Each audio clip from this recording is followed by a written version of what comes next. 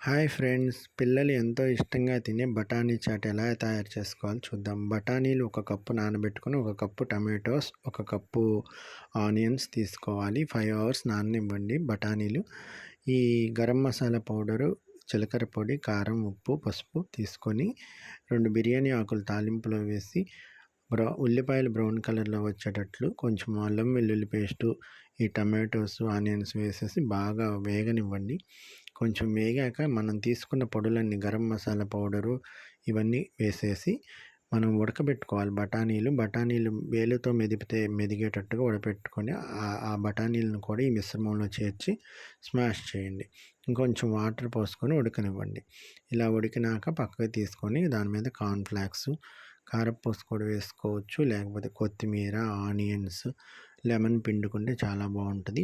పిల్లలు ఎంతో ఇష్టంగా తింటారండి. ఇంత ఈజీగా తయారు చేసుకోవచ్చు.